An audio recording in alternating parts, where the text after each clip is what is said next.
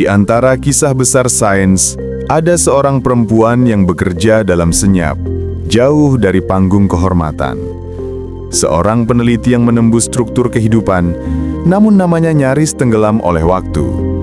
Dialah Rosalind Franklin, wanita yang memotret rahasia terdalam alam semesta, DNA.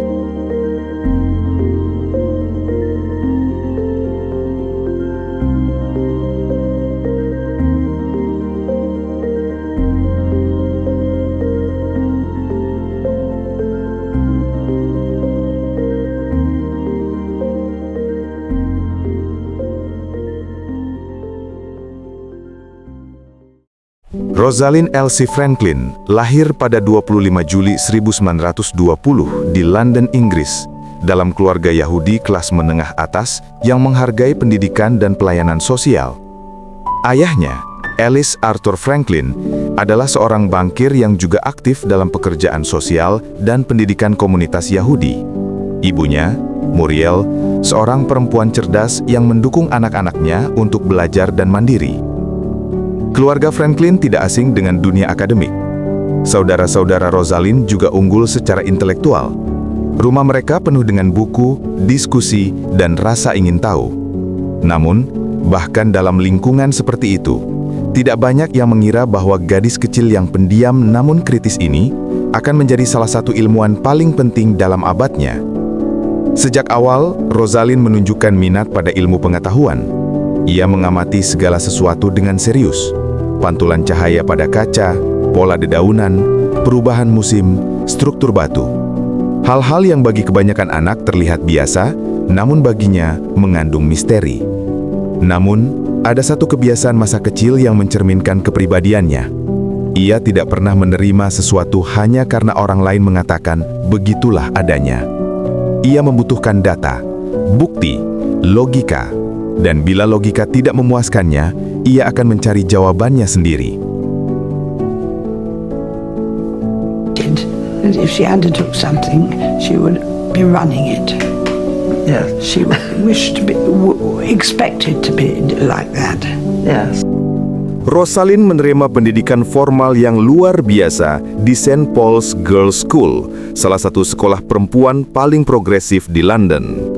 Di masa ketika perempuan sering didorong ke arah pelajaran seni atau rumah tangga, St. Paul's justru menawarkan matematika, sains, fisika, dan kimia sebagai kurikulum inti.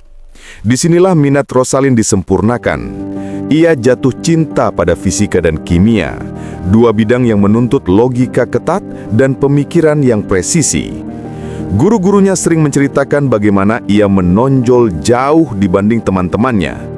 Nilainya hampir selalu sempurna. Ia membaca buku ilmiah tingkat lanjut yang bahkan jarang disentuh siswa perempuan pada masanya. Ia mempelajari konsep difraksi, struktur kristal, dan fisika atom di usia sangat muda.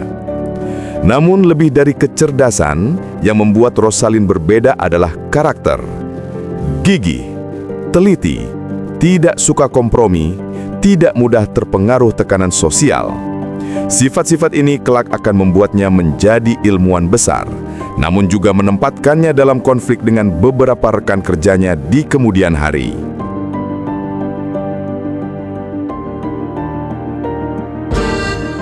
She had just a feeling for the work, for experimental work. She loved it.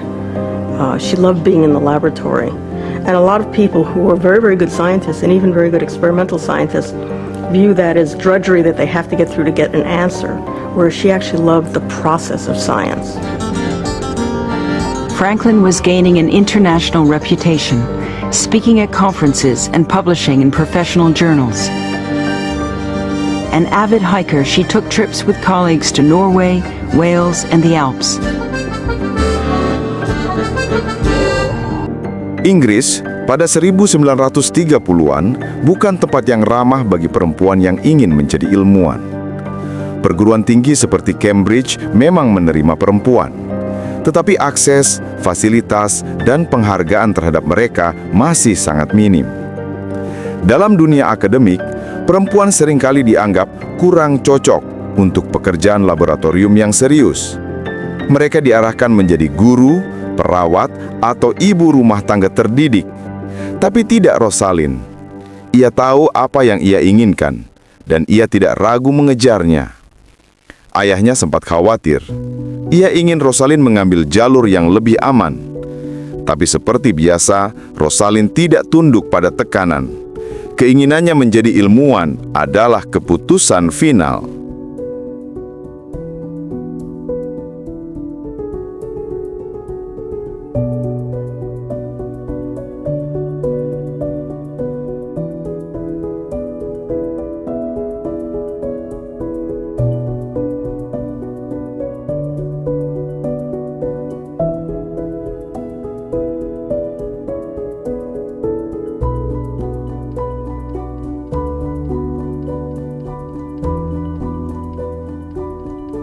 Pada 1938, Rosalind diterima di Newnham College, bagian dari Cambridge University.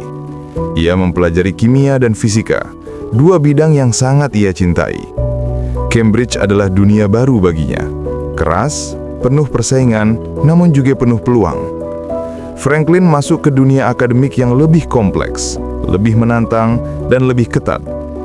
Di sini ia mulai mengenal dunia riset yang sesungguhnya. Dunia di mana kesalahan kecil dapat merusak seluruh eksperimen, dan ketelitian adalah segalanya.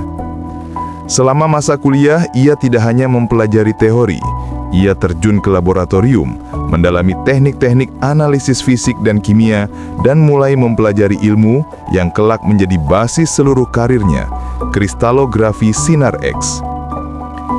Kristalografi sinar X adalah teknik untuk melihat struktur atom dalam material padat. Pada masanya, metode ini masih berkembang cepat, namun sudah menjadi alat utama untuk memahami struktur molekul. Disinilah Rosalind menemukan bahasanya. Difraksi sinar X bukan hanya teknik. Bagi Rosalind, itu adalah cara untuk melihat dunia tersembunyi. Brief explanation of what we learned from Rosalind Franklin's famous photograph 51. Rosalind Franklin was recording fiber diffraction from DNA. She placed long fibers of calf thymus DNA in an X-ray beam and recorded the pattern of scattered X-rays on film.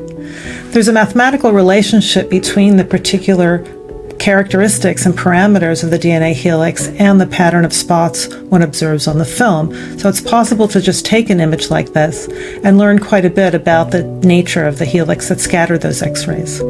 The first thing we learn from this photograph is that DNA is in fact helical. This characteristic X pattern is what one observes when one places a helix in the path of the X-rays. Ketika Perang Dunia Kedua pecah pada 1939, kehidupan semua orang berubah, termasuk para ilmuwan. Banyak peneliti muda direkrut atau diminta bekerja untuk kepentingan perang. Rosalind adalah salah satunya. Setelah lulus dari Cambridge pada 1941, ia mendapatkan posisi sebagai peneliti di British Coal Utilisation Association, BCURA. Di sana, ia meneliti struktur batu bara dan karbon, sesuatu yang tampaknya jauh dari DNA. Tetapi justru penelitian inilah yang membuatnya ahli dalam kristalografi sinar X. Dengan mempelajari bagaimana atom-atom karbon tersusun di dalam batu bara, Rosalind mengembangkan keterampilan tingkat tinggi dalam membaca pola difraksi yang kompleks. Ia mempelajari bagaimana molekul berubah bentuk ketika dipanaskan, dikompres, atau terpapar gas tertentu. Keterampilan ini, ketelitian, keahlian menganalisis pola, kemampuan membaca data difraksi, kelak menjadi senjatanya dalam memotret struktur DNA. Karena pekerjaan ini sangat penting bagi upaya perang, Franklin diberi kebebasan riset yang cukup besar dan sumber daya yang memadai. Di usia muda, ia sudah menulis beberapa makalah ilmiah penting tentang struktur batu bara. Dan makalah-makalah itu hingga kini masih dikutip. His experiments showed that the genetic characteristics of one organism could be transferred to another. And he showed that DNA was the vehicle of that transformation, that DNA was the genetic material. But that conclusion was by no means universally accepted. Pada 1947, setelah perang berakhir, Rosalind mendapatkan kesempatan bergabung dengan Laboratoire Central des Services Chimiques de l'État di Paris. Disinilah ia bekerja dengan ilmuwan kenamaan Jacques Mering yang sangat ahli di bidang difraksi sinar X. Paris memberikan Franklin sesuatu yang tidak pernah ia peroleh sebelumnya. Kebebasan penuh dalam riset, rekan kerja yang menghargai kemampuan ilmiahnya, lingkungan akademik yang tidak hierarkis, dan kesempatan mengembangkan teknik eksperimental yang lebih mutakhir. Mering mengajarkan Rosalind banyak hal, terutama bagaimana membaca pola difraksi untuk menentukan struktur 3 dimensi material amorf, sesuatu yang sangat sulit. Dalam beberapa tahun di Paris, Franklin menjadi salah satu ahli kristalografi sinar X paling terampil di Eropa. Paris juga mengubah kehidupan pribadinya. Ia belajar bahasa Prancis, bergaul dengan komunitas ilmiah, dan menemukan lingkungan yang lebih ramah terhadap perempuan. Banyak rekannya di Paris kelak mengatakan bahwa Rosalind adalah versi paling bahagia dari dirinya selama hidup. Namun pada 1950, sebuah tawaran datang dari London, tawaran yang akan mengubah segalanya. Sebuah posisi peneliti di King's College London. Sebuah laboratorium tempat riset tentang struktur DNA sedang dimulai. Dan tanpa mengetahui masa depan yang menunggu, Rosalind Franklin pun pulang ke Inggris.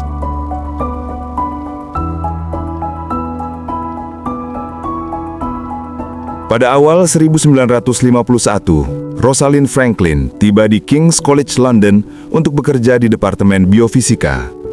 Tujuannya jelas, menyempurnakan teknik difraksi sinar X untuk mempelajari struktur DNA, molekul yang pada saat itu masih menjadi misteri besar dalam biologi. DNA telah diketahui sebagai pembawa informasi genetik sejak eksperimen Avery McLeod McCarthy pada 1944. Namun, bagaimana bentuknya? Bagaimana molekul ini bisa membawa informasi? Bagaimana ia direplikasi? Tidak ada yang tahu. Dan jawaban itu bergantung pada satu hal, melihat struktur DNA secara langsung. Rosalind dengan keahlian yang luar biasa dalam kristalografi sinar X adalah orang yang tepat untuk pekerjaan ini. Namun ia tidak tahu bahwa King's College London akan menjadi tempat penuh konflik. Ia tidak tahu bahwa dinamika internal, komunikasi yang buruk, dan rivalitas akademik akan membuat risetnya menjadi medan pertempuran.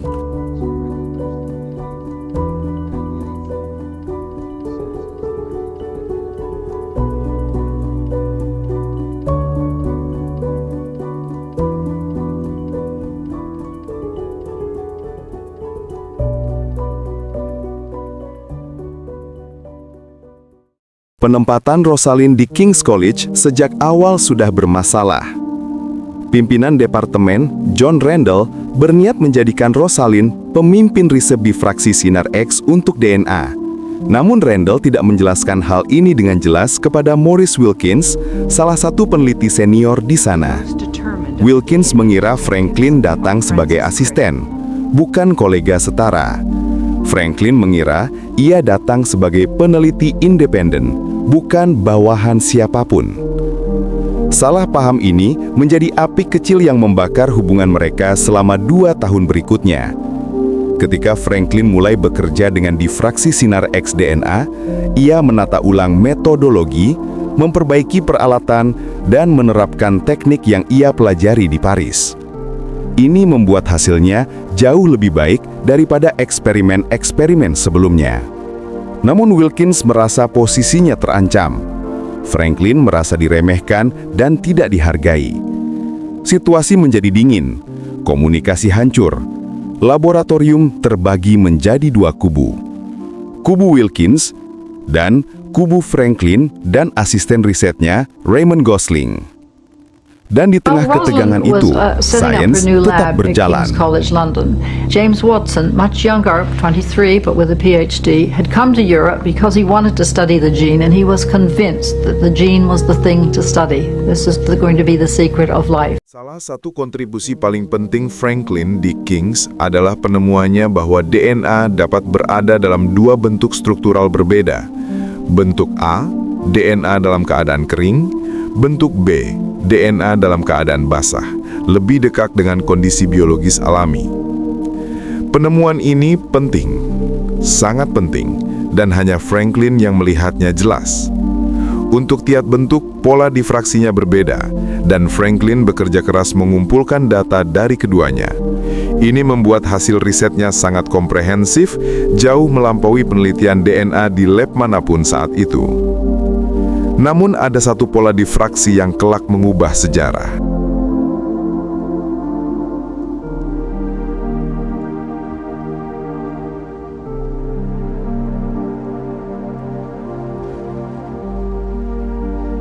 Pada Mei 1952,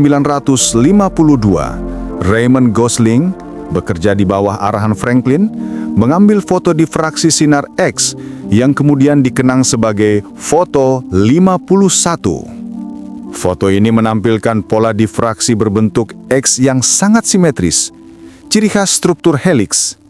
Dalam dunia kristalografi, pola itu sama jelasnya dengan melihat hewan berkaki 4 dan menyimpulkan bahwa itu adalah kuda. Foto 51 tidak hanya menunjukkan bahwa DNA adalah helix, tetapi juga memberikan parameter geometris penting. Sudut helix, jarak antar latis, diameter total helix, dan informasi tentang struktur dua rantai. Franklin membaca foto itu dengan ketelitian luar biasa. Ia menghitung parameter struktural DNA dengan akurasi yang mencengangkan, lebih teliti dari siapapun pada masanya. Namun, ia tidak tergesa-gesa menarik kesimpulan. Ia ingin semua data lengkap sebelum mempublikasikan. Sebaliknya, dunia sekitar tidak sabar.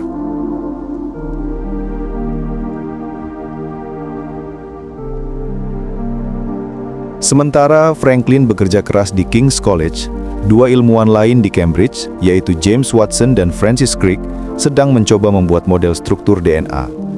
Namun, mereka menghadapi masalah besar. Mereka tidak memiliki data eksperimen yang baik. Watson dan Crick adalah teoretikus yang sangat cerdas, tetapi tanpa pola difraksi yang jelas, model mereka selalu meleset. Bahkan, pada 1951, usaha mereka pertama gagal total. Mereka butuh sesuatu yang lebih. Mereka butuh apa yang dimiliki Franklin.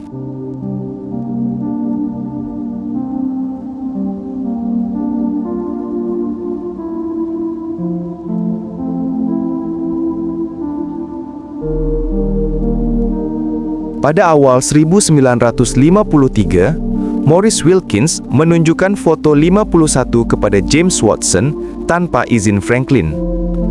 Bagi Watson, foto itu adalah wahyu. Ia menulis dalam bukunya bahwa ketika pertama melihatnya, ia langsung tahu struktur DNA adalah helix ganda. Tak lama kemudian, Watson dan Crick juga diberikan ringkasan data Franklin, diperoleh dari laporan internal yang juga dibagikan tanpa sepengetahuan Franklin. Dengan data ini, mereka akhirnya bisa membangun model DNA yang benar. Double helix, dua untai yang melilit satu sama lain, basa nitrogen berpasangan, struktur stabil yang konsisten dengan pola difraksi. Pada Maret 1953, Watson dan Crick menyelesaikan modelnya. Pada April 1953, makalah mereka dipublikasikan di Nature, diikuti dua makalah lain dari King's College, termasuk milik Franklin. Namun, urutan publikasi itu menyesatkan dunia. Banyak pembaca mengira makalah Franklin hanya sekedar konfirmasi, padahal justru datanya adalah fondasi model Watson dan Crick. Franklin tidak pernah diberitahu bahwa data dan fotonya telah dibagikan. Ia bahkan tidak tahu bahwa Watson dan Crick telah melihat foto 51 sampai bertahun-tahun kemudian.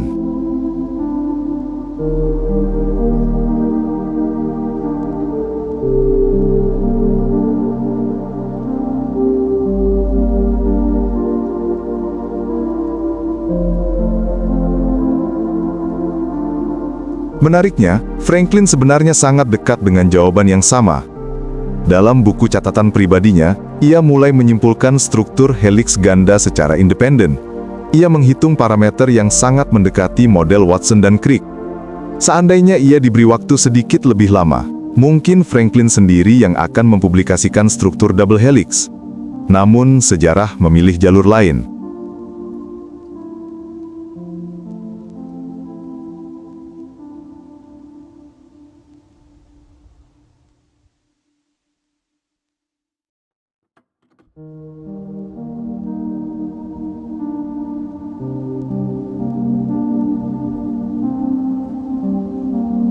Pada pertengahan 1953, Franklin meninggalkan King's College. Ia pindah ke Birkbeck College, di bawah pimpinan ilmuwan hebat J.D. Bernal, yang sangat menghormati kemampuan ilmiahnya. Di sana, Franklin bebas dari konflik dan bisa bekerja sesuai gayanya. Namun, di saat ia meninggalkan King's, struktur double helix sudah diumumkan. Dunia sains berubah selamanya, dan nama Rosalind Franklin nyaris tidak disebut.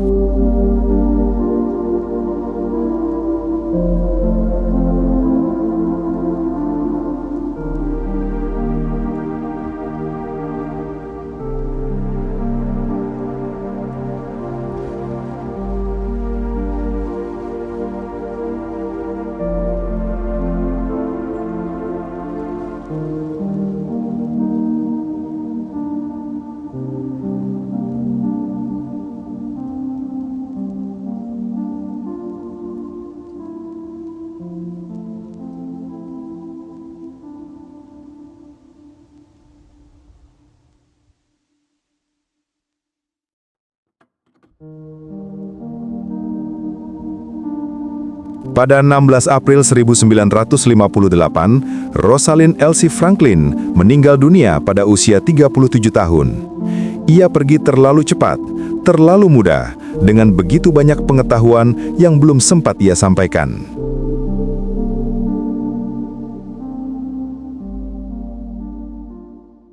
Ketika kita melihat pola X dalam foto 51, kita melihat sesuatu yang sederhana. Selembar film dengan titik-titik gelap. Namun di balik titik-titik itu, tersembunyi rahasia kehidupan. Sebuah kode, sebuah struktur yang memungkinkan manusia, hewan, tumbuhan, dan seluruh makhluk hidup berkembang. Rosalind Franklin mungkin tidak menerima pengakuan yang layak pada masanya. Tetapi kini, dunia tahu.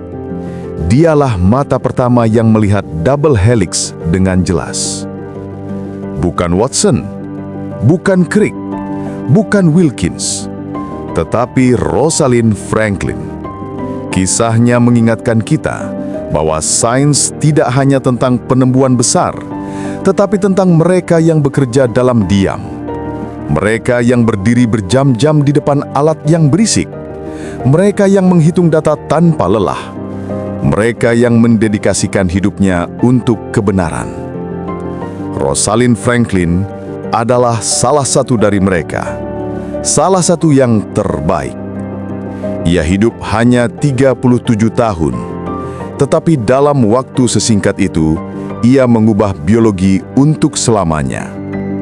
Dan kini, kita menyebut namanya dengan hormat. Bukan sekedar sebagai ilmuwan, tetapi sebagai cahaya yang tak pernah padam dalam sejarah ilmu pengetahuan. Rosalind Elsie Franklin, ilmuwan, pendobrak batas, penemu tanpa mahkota, sang penjaga cahaya di balik heliks kehidupan.